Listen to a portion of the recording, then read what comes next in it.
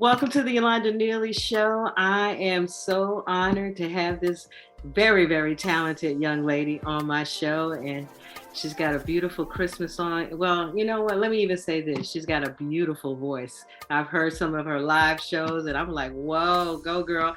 Natalie Redd, how are you? I'm well, Neely. How are you, Yolanda? I am blessed. I am blessed, and I'm excited about seeing your career. It's starting to take off. You're starting to soar. How you feeling? Excited, nervous, but not in a bad way. Nervous, and excited, nervous, more or less. Because God has been showing me this for a long time, and God knows I'm not patient. He knows I'm not patient. He's been having to work with me on patience for a very long time, but I see the growth in myself as far as an entertainer, as far as a singer and a songwriter. It's just a beautiful thing. I'm ready. You're ready. You're ready. How long you been in the business? How long you been at this? Woo. Professionally, I'm going back. Let's see. I started performing in 2000. Okay.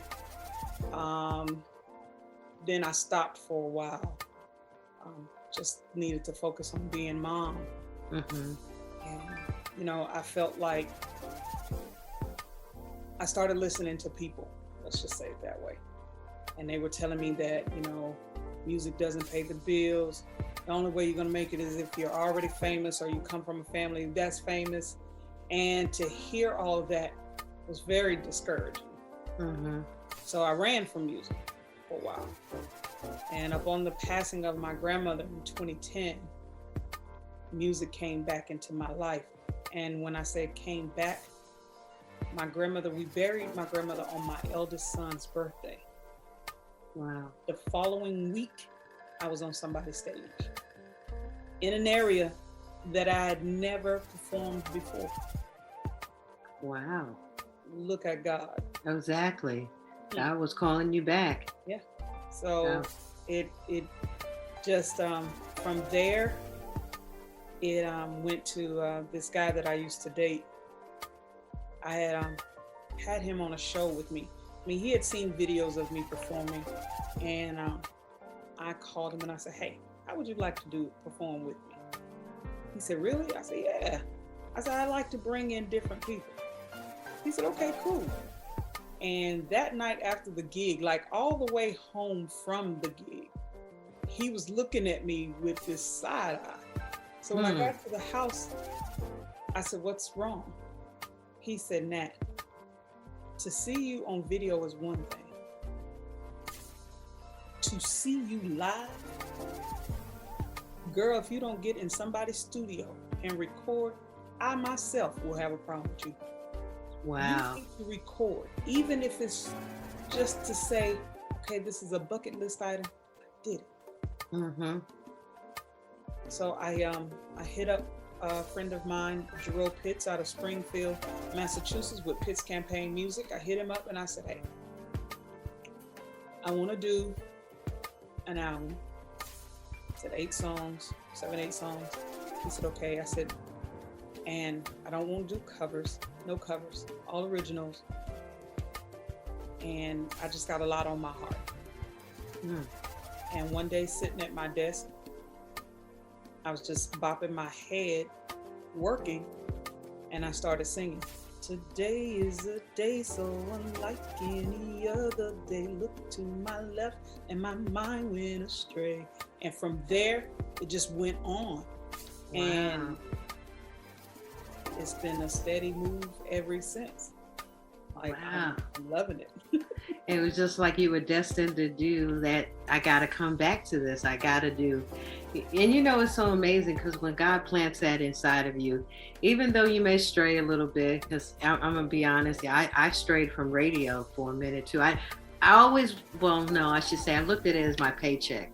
versus, but I always had some other desires, which was more of the music. I managed artists. I worked, I mean, for almost 20 years, even though I looked at radio as like my side hustle, and that was more. And then God woke me up one day and said, wait a minute, I gave you a gift. You're not working your gift. They're going to be all right. You need to work your gift. And every artist, I get them right there, and then something happened, it implodes because that was not my gifting. And my mother's best friend told me that. She said, God gave you a gift for radio.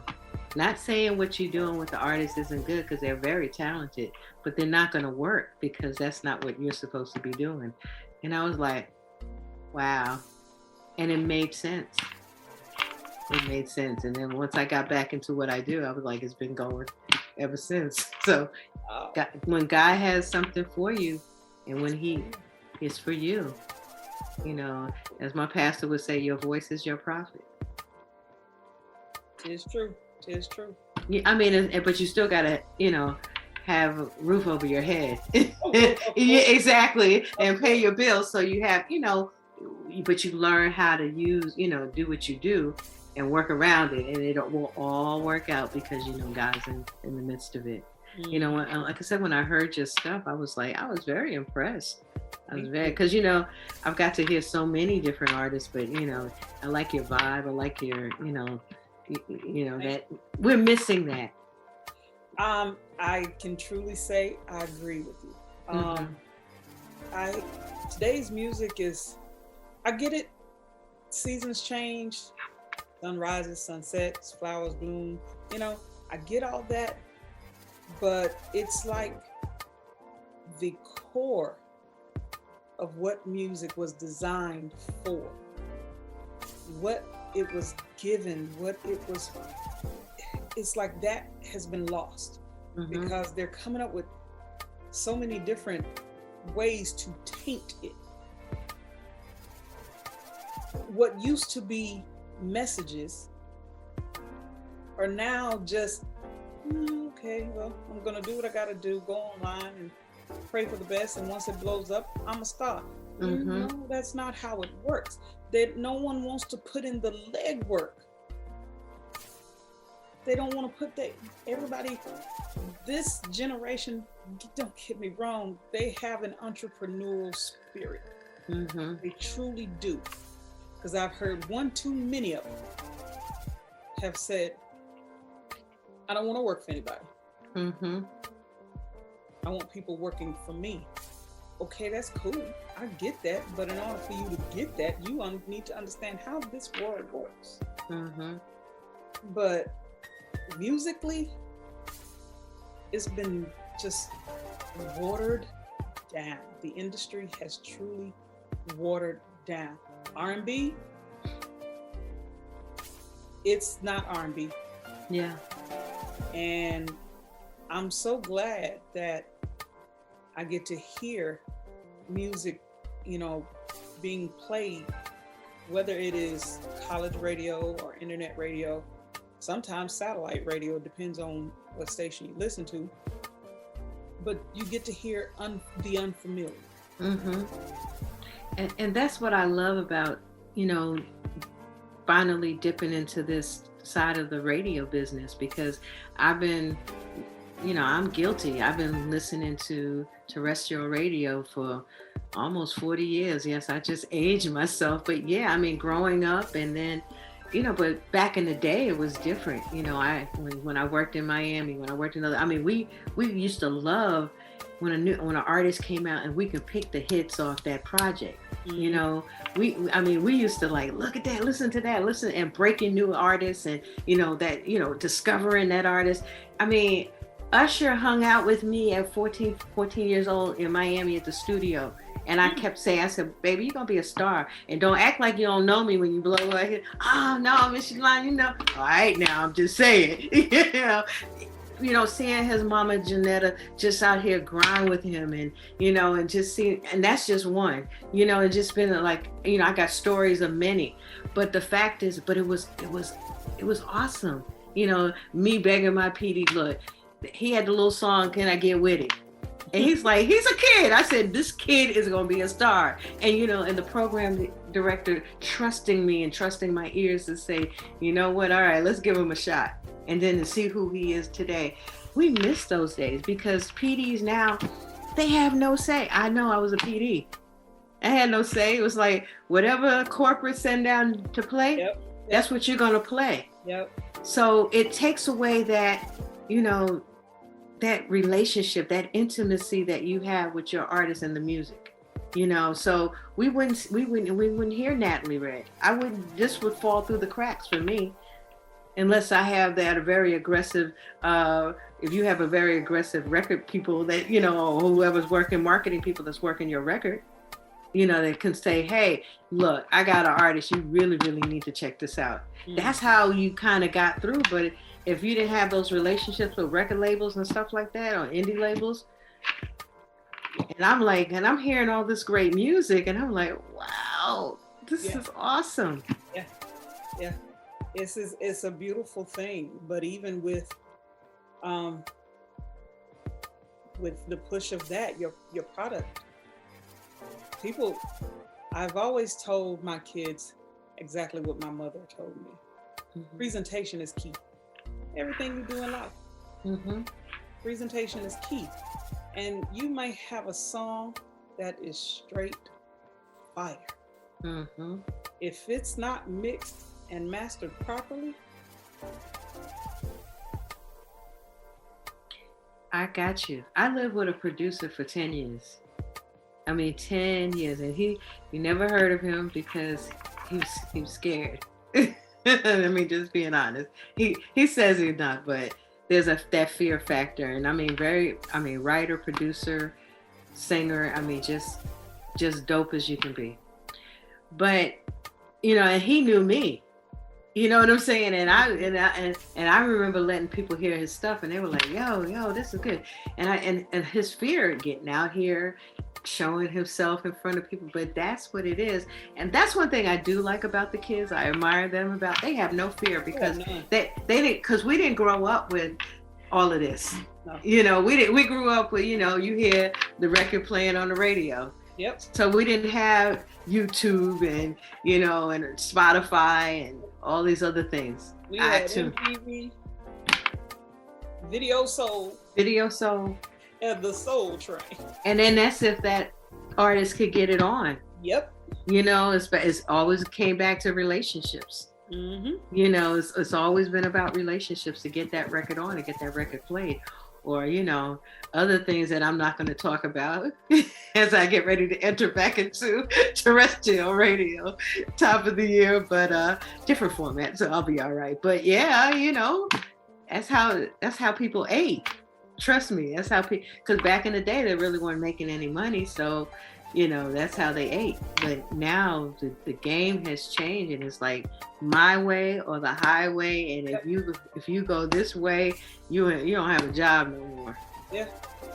And a lot of people would get mad. A lot of artists would get mad at program directors. And again, it's a title, unless you're in those key markets, you know. Mm-hmm.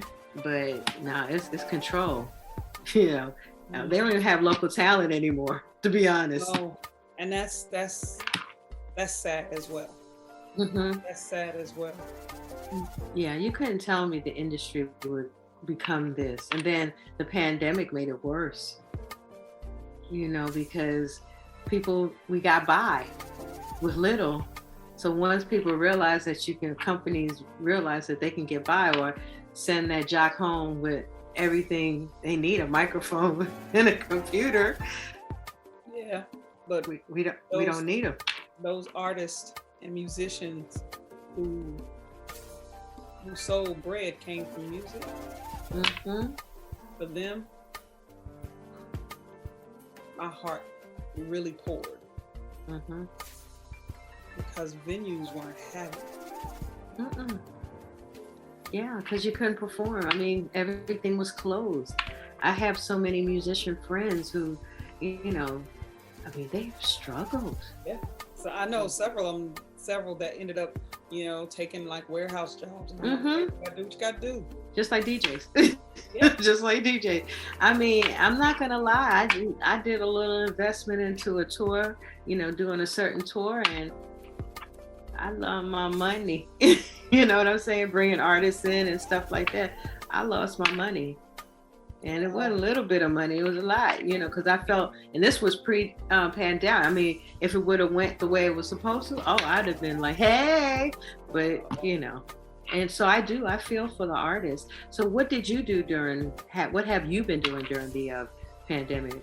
Is this when you working on your project? The pandemic, actually, I started working on my project R&B 101 prior, like 2 years prior to the pandemic.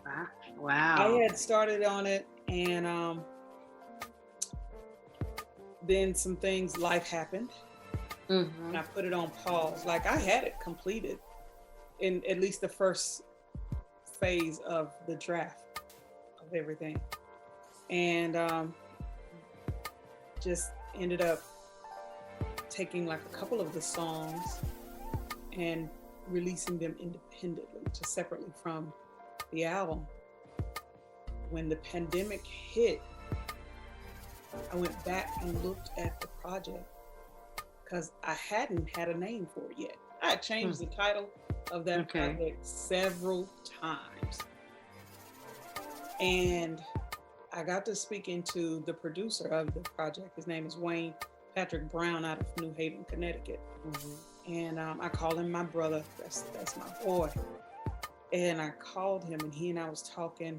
He was talking about how music changed, especially R&B, and how a lot of the newcomers they don't understand the essence of R&B, the basics of R&B. And I thought about it, and I said, and there's the title of this project, R&B 101. And he said, wow, that's a good title. I said, I know, right? So I went back and just listened to each song, wrote down some changes I wanted to make, cut a few things here or there. And by the time I was ready to record, I had to have my knee surgery. So wow, great, just great. Okay, just great. Okay, well, take advantage of this time, because if you were working in the office still, then you would have to take leave. But you're working from home, so take advantage of this time. Lay up and have your laptop and do your thing. So ended up doing that, and I did this night with Natalie Redd 2 days after my birthday last year. I'm not supposed to be standing. I wasn't supposed to be standing at all because my surgery was fresh. But music is in me. I can't sit still. Right. And so I did the night with Natalie Redd, and I had the band, my manager at that time, and my daughter, because my daughter was doing background for me. Okay. I had all of them nervous. And I couldn't sit. I was steady getting up. I had to get up. And my daughter, during the break, she said, "Are you trying to make your knee worse? Just sit on the stool. Sit on the stool." And I said, if I sit, what's going to happen is the knee's going to get stiff. Right. So I got to get up. And I was up and moving around and dancing around. You can't just sit when you are into true R&B music. You just can't do it. And I'm slowly walking across stage. A couple of times I found myself trying to drop it like it's hot and remembered this knee was still fresh, so there's no dropping it. Oh, so no. I caught myself, trust me. Caught myself, really did. But I just got to thinking about where I wanted to go musically and how I wanted to do it, because when I looked at my first project, It Is What It Is, it was a bucket list item for me. Okay. For me to say, okay. You did it. So I went back and looked at it, and I'm like, I released this project. It didn't do well here in the US, but it did pretty good in the UK. So I got to figure out, how can I make that work in the US? What strategies I got to do? And that's when I relied on a conversation that I had with this country music producer. My thesis paper, I have a master's in leadership and negotiation. Okay. And I did my thesis on negotiation and music. Mm. And I had to do a lot of research. And just so happened, I was looking up names of producers that I could interview and talk to and just get some advice on to go in my paper. And I come across this guy's name going, let's give him a call. So I called him, left him a message. No, I emailed him first. And he emailed me back like that. Gave me his number, said, give me a call. I called him, but he was in a meeting at that time. So I left a message because he hit me up, email, said, hey, I'm in a meeting. So I just left a message. We got to talking. And he said, before we go into any details, if you're in music for money, you're in the wrong business. Smart. He said you have to be in it for the love of it. You have to be in it because it's who you are. You have to be in it because it's in your veins. It's coursing through your veins.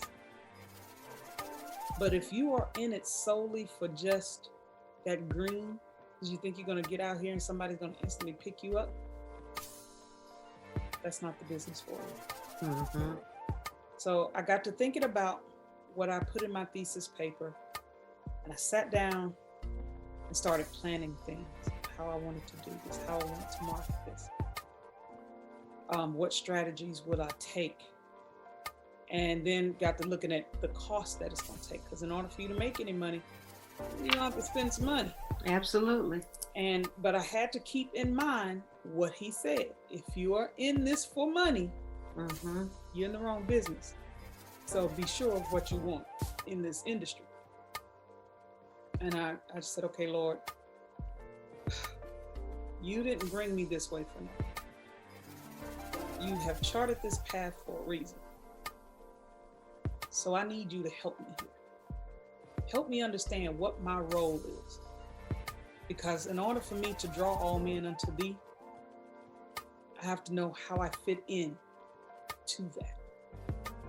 So I need your guidance, because I'm like going crazy here. And, you know, he charted things out. He shows me things little by little, little by little, little by little. And he's constantly telling me, slow down and be patient. I got you. Just be patient.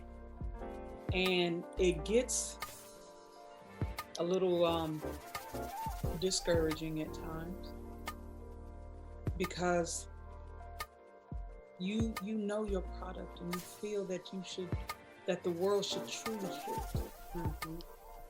Because something you have written can truly help somebody who is going through some type of pain, or can help them celebrate their lives, or could be the answer that they've been looking for to the question that's been sitting in their head. And it really got discouraging for me, the pandemic wise, because a lot of shows that I had were all shut. Like, oh my God, I was chosen to perform at the Cherry Blossom. I'm new to this area. Okay. I'm new to the DMV, but I was chosen. Wow. And when that happened, I was like, oh, that was going to open up so many doors. Oh my God. And this right here happened. But the pandemic, it only made me stronger. It made my creativity better. It's like I said, I went back and looked at each one of those songs and revamped it. And from there, the product became beautiful. You're kind of like me. I've used this pandemic as a stepping stone, because we've had to pivot you know, in our lives. Whatever we were working on before, now was your time that you could have taken it to a whole nother level. And that's exactly what you listen and you say, you know what, let me use this time to do X, Y, Z. So when did you come up with the idea for the Christmas song? It was after an interview with Urban Influencers.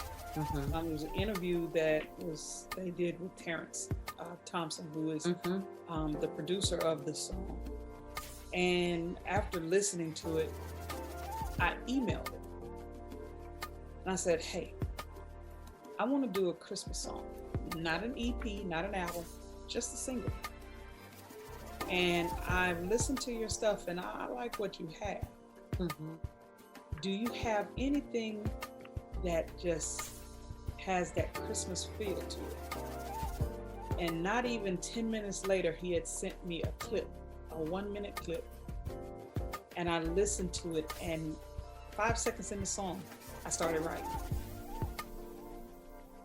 And I sat down, I opened this app on my phone, BandLab. Mm-hmm. Opened it up, downloaded the track on my phone and put it into the app and started recording the lyrics. Went back in and recorded how I wanted the background to sound, how I wanted things to flow. And then I sent it right back to him. And this was all within not even 30 minutes. Oh, wow. Sent it back to him and he said, oh my God, you move fast. He said, so what would you call the song? I said, Candlelight Mistletoe and You. All we need for Christmas is love. That's what it is. It's love. For God so loved the world, he did what? He gave his only begotten son. So therefore, it's about love. I don't care about the diamonds. I don't care about a Maserati. Those things are nice. When I die, I can't take them with me. But your love is something that will go forever. Here throughout eternity. So that's all I need is candlelights, mistletoe, and you. And that, recording that with him, working on that with him was such a blast. It was such a blast to be in the midst of his mind, his musical genius. It was so awesome. And then he was like, okay, I got something I want you to hear. I'm going to add to it and tell me what you feel. So I closed my eyes and it was the trumpet. And what I love about him is these aren't instrumentations that are computer. It's not computerized. These were live instruments from musicians that he works with. Wow. And I was amazed. I'm sure you were. Oh my God. Like, and you never know where it's coming from, huh? How has the response been as far as the radio I checked the live stream this morning on Spotify. We're at over 1,000 live streams, and it just released on my birthday. It just officially released on my birthday. I've been getting there's been various tweets from different radio stations, whether it's online. It's even crossed over. There's some college radio stations that are playing it. Okay. I'm like, this thing right here. I know, that's got to make you feel really good. It does. One station actually DM'd me and said, what I like about your song is that you didn't do a cover. It's original. That's what got me, because when I heard it, when your manager sent it to me, and I was like, and I was listening to it, and I added the record. I mean, that was one of my weekly ads, right. and I was listening to my station. I'm riding around, and again, my station is more, adult R&B. I love R&B. So I'm riding and I'm listening to it. I'm like, I like this song. That's when I called them. I said, hey, I like to have it, and I I haven't done a lot of artist interviews because I do a lot of podcasts and other things like that. I do a lot of podcasts, but as far as for the station, you're really like my first interview for my station for actual Breezy 912. Yeah, Wow. you are the first artist I've interviewed. Oh, And I got a friend of mine. I got a friend of mine who also has a dope Christmas song, and you got an interview before and he just released his. I mean, everything, and I'm like, I didn't, because he's had this song for like 4 or 5 years, and I kept saying, you need to release that song. That's the song right there. He's like, yeah, I'm gonna do it. I said, I'm telling you, I'm giving you my radio ears, not your friend, your radio girl. Mm-hmm. So finally, he went back in the studio, really, and re-released. I mean, it's dope, but I like hers. I'm gonna have her on my show. Yeah, I'm serious. You're the first artist that I've had on Breezy. I am honored. I am so honored. Thank you so much. Oh, you're so welcome. I mean, I can't run from great music. So when is the project going to come out? So you're going to work the Christmas song for now, for the holidays. Yep. And the beautiful thing about it, it's a Christmas song. So every year we're going to look forward to hearing, hearing your song. But so what happens next? You're going to start working the project after the holidays? What happens next is after the holidays, I will go back in and start working more on R&B 101 because it's released. It's officially released. Okay. I did get great response from it. I need to push it more because I'm still learning the Spotify thing. Mm-hmm. I'm still learning it. And, it's about developing the listenership when it comes to Spotify. And although I love Spotify and iTunes Music and Amazon Music and this, that, and love it, truly do, I push my fans, my listeners, I push them to go to my website because what a lot of people don't realize is these streaming services, the artists, bigger artists, mainstream artists, they're going to get guap off of it because they have a built-in listenership. The labels are going to make it right. So, but independent artists, it's a different story. Absolutely. And you get 6 cents on the dollar is what you get from streaming. So what I do is I push them to my website. And so far so good. Even with my project, when I released it, like the day it released, my emails were just lighting up because sale. And it wasn't buying one song off of the album. It was buying the whole EP. And funny thing is, at a doctor's office, sitting, talking, there was like 4 ladies. We were all in there talking. And lady says, what are you in here for? And I said, well, knee injury from dodging a car. Because the day my album hit, somebody drove into my house. The day my album dropped. Wow. So a drunk driver drove into my house. Oh my God. And I dove out of my chair and fell on my left knee and ended up tearing a meniscus. So we were in talking about it, and I told the girls, I was like, I said, and I was so excited because my album, my EP just dropped. It's getting great response. I'm just this, that, and the other. And they were like, EP, you're into music? I was like, yeah. And they said, what's your name? Quick. And I said, Natalie Redd, the title of the project, R&B 101. And all 4 of them turned their phone around. Is this it? And they were like, they put their headphones in, their AirPods, and they were listening. And they were like, yep, oh, yeah. Oh, okay. One girl said, oh, Manipulator. I'm loving Manipulator. Okay. So I was like, oh my God. And they were like, we're buying your EP. We're buying it. So I told them, I said, please go to my website, IamNatalieRedd.com, buy away. That's what they did. And I was like, wow. So now that I've teamed up with Proper Management, I've now researched the whole thing with marketing better. And I'm going to revisit the project because it's still fresh.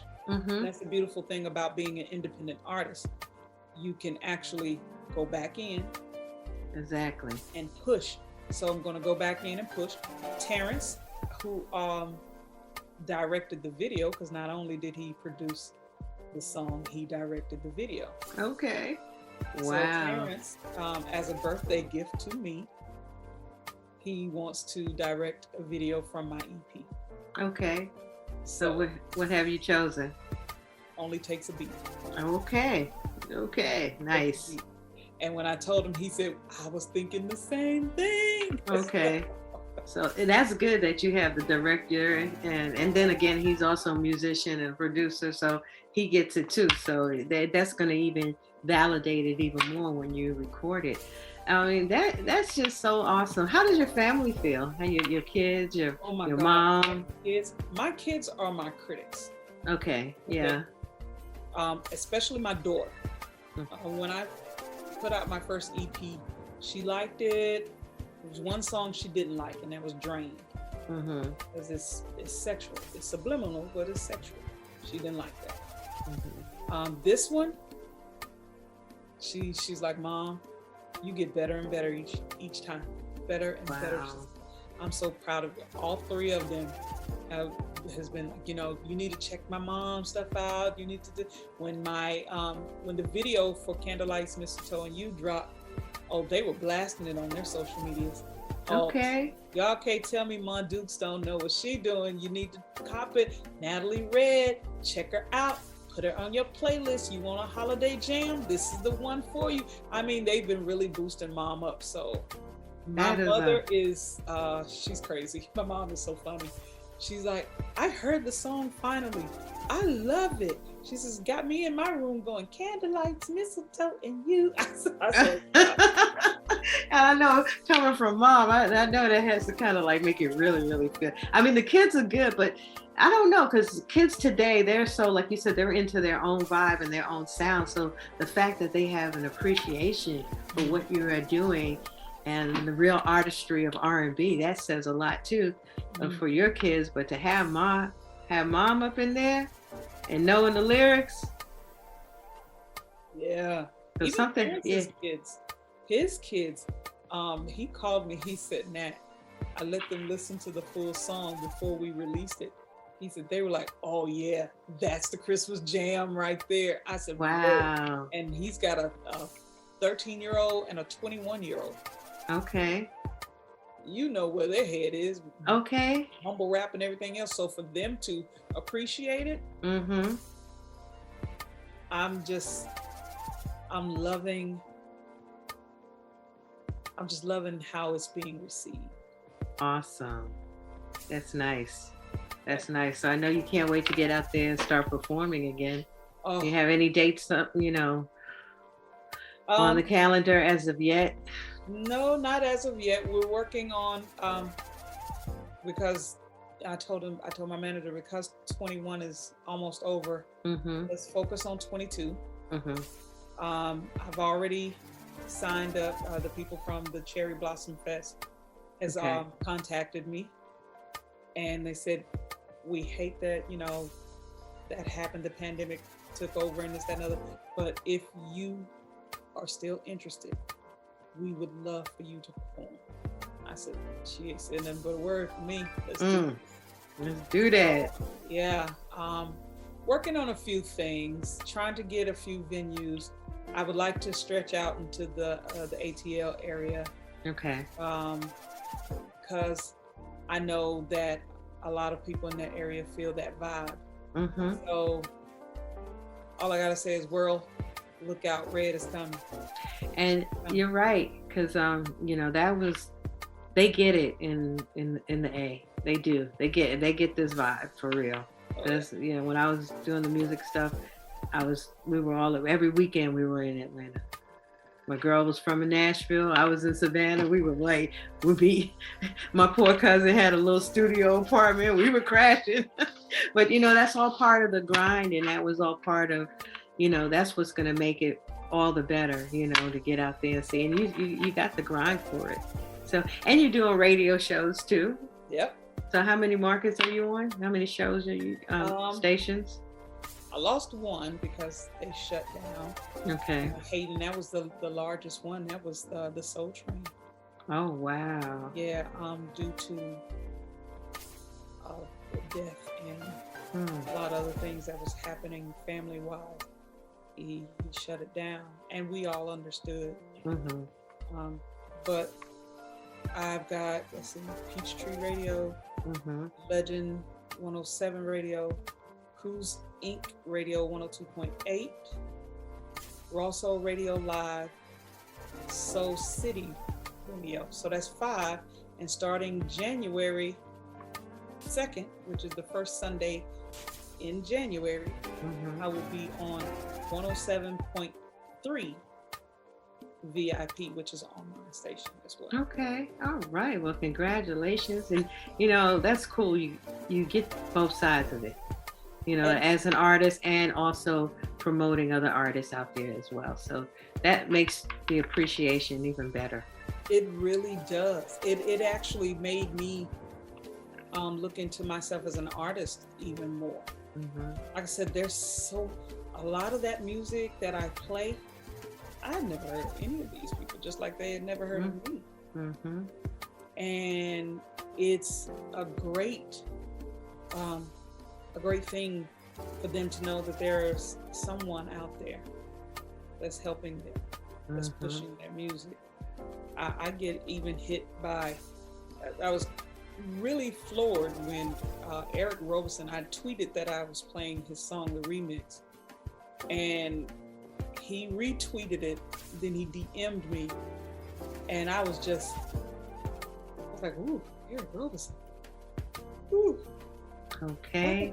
I got a message from him. So to get something from like him or either Gerald Albright, like, I'm like, this is nice. This is nice right here. So I'm loving it.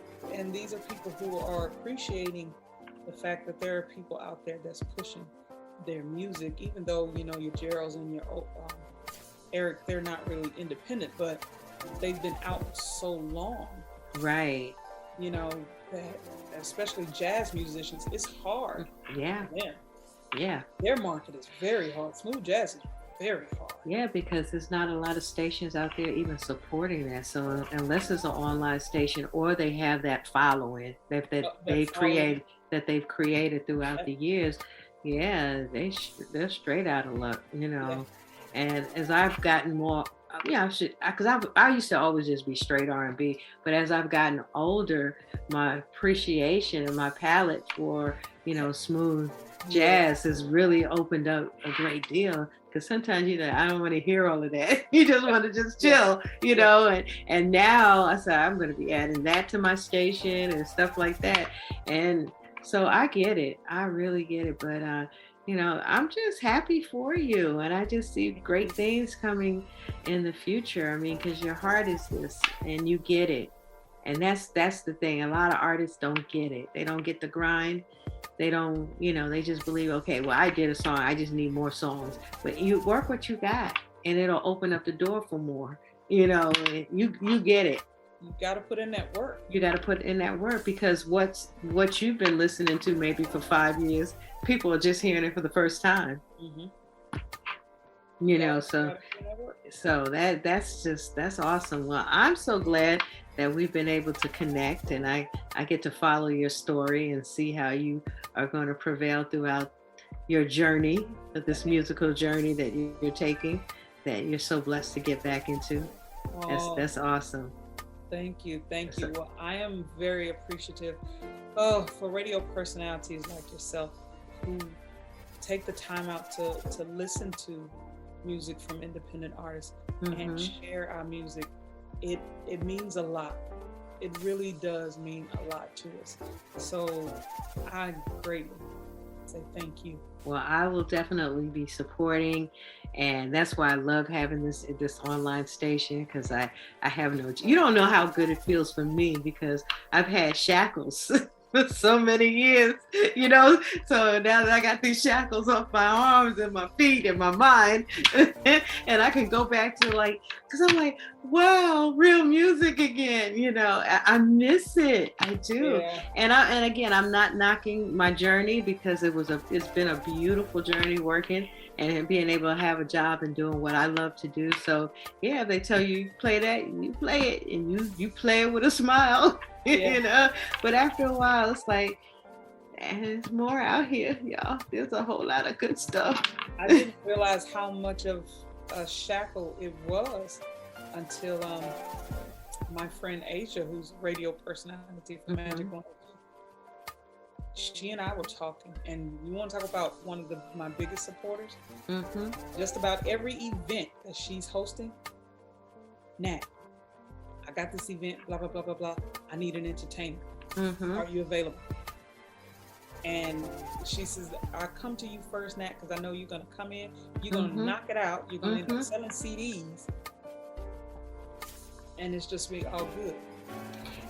I used to do that with my artists as well. I mean, anything that I had going on for the station, there's an open slot, and whether I was programming or I talked to my PD, I like, look, and everybody knew the stuff. They always like, yeah, they were like, yeah, how such and such, how are they doing that? And they would be asking me about, you know, my art. I'm like, oh, okay. So, because, you know, especially coming from a radio personality, it's like validation. If you're gonna like, hey, come and do a show, I have a spot for you. I know you're going to come in here and you're going to kill it. And you get it. You get it. And that's exposure that you can't pay for. Really? And as long as you have merch, you're going to make money. You bring them CDs out there with you. And let it go. And people will buy it. You know. Oh my God. That's how I met Rough Ends. Oh, okay. She had called me and she said, did you go out of town? Because I remember you saying you had to go out of town. I said, no, that's tomorrow. She said, good, I need you today. And I said, what happened? She said, no, I'm at this big event. There's a lot of things going on. She said, and the performers that they had lined up, she said, Nat, I'm telling you now, I'm not feeling it. I need you. So she said, I know you don't like performing to tracks. I'm gonna need you to bring them tracks and come on. So I ended up performing right after Rough Ends. Wow. And once I was done, they were like, we should be taking pictures with you. And I said, oh, okay. So we started getting into pictures with each other. And from then on, like the members of Rough Ends and I have been in contact from then on. It's just been great. Yeah, because art know art. Art recognize art and great artistry. So I'm not surprised. Natalie, I wish you the best. I know you're going to do so well. I can't wait till your project comes out. I can't wait to see you on television performing. I'm going to tell you what I told Usher. And don't act like you don't know me when you get up there. I'll be looking at the award. I know her. I do. Yeah, sure you do, yo. You know, I got that. I got a lot of that. I really do. Yeah, sure you did. For real. I got proof. Exactly. But you know what? I got proof on Usher too. It's on a VHS though. So when I find one of those again. Hold up. You know, you can't get them transferred. Yeah, I'm gonna get a transfer because a friend of mine who happens to be a radio personality, he's like, yo, when you gonna let people see all that stuff? You got Alcare, you got this, you got that. I said, I know, I will. But you know, I was so young. I used to wear the Janet Jackson braids and stuff like that. Okay. Exactly. So I'm gonna be like really dating myself here. So I've been doing this a long time. That's the only thing. He's like, you tripping. You need to be letting people see. I like, yeah, one day I'm gonna go through everything and just let people really like see it. Hey, memoirs. Yeah, absolutely. Because one day I'll write the book, but I'll change the names to protect the innocent. That's right. All I'm gonna just say to you, I did 15 years in Miami. That's it. Exactly. So Miami. And Hey, me at that. that's all I'm gonna say. Miami. So I done seen a lot. Yeah, And I yeah, participated in it. yeah. Thank God we didn't have Facebook and all that back I then. know, right? Mm-hmm. I'm And, glad and too. and my boy is Luke. And then I leave it like that. Yeah. He Uncle Luke to y'all now, but you know, he was just starting, they were just starting out back then. Oh wow. Oh yeah. Oh yeah, I Yeah. remember. Yeah, Two Line Crew, Back Jam. Yeah, back in the day. Well, anyway, that's enough of my back down memory lane. But I really see you, doing very well with your project. And anything I can do to help, please don't hesitate. I'm here. I'm definitely supporting. So when you drop your first single, I'll be on it like I'm on, your holiday song. Thank you so much. Great. You're so welcome. And hey, it took us a minute to get together to sit down, but I'm so glad we had an opportunity to chop it up for real though. Hey, that's okay. Everything happens in time. Exactly. Absolutely. Oh my goodness. Natalie Redd is R&B 101. We can't wait for the project. And again, the single is called, the Christmas holiday song is called Candlelight, Mistletoe, and You. So there's no reason to be lonely this holiday season. Wow. Natalie Redd on the Yolanda Neely Show, breezy912.com.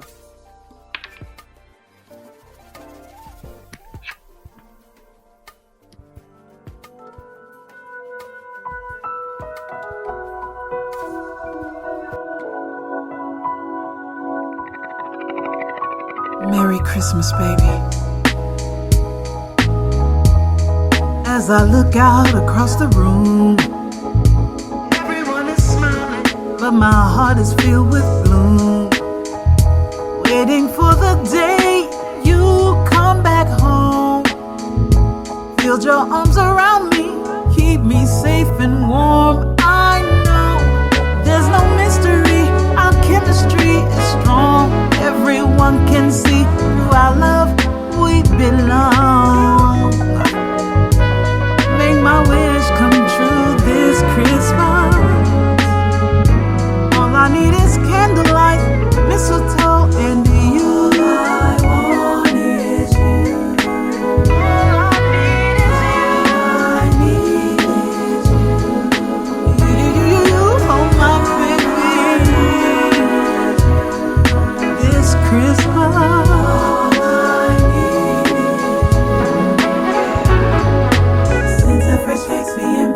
With my mom and aunties laughing, joy in the place. Holiday kisses fill the air, with my tear-stained wish for you to be here. Wanting to see that smile that drives me, needing to feel you, hold you tightly, knowing that like me you feel the same. Chill of my body, the sound of your name. No words could ever say how much you mean to me, it's true. What we share is purely meant for me and you. Make my wish come true this Christmas. Candlelight, mistletoe, and you. All I want is you. All I need is you. My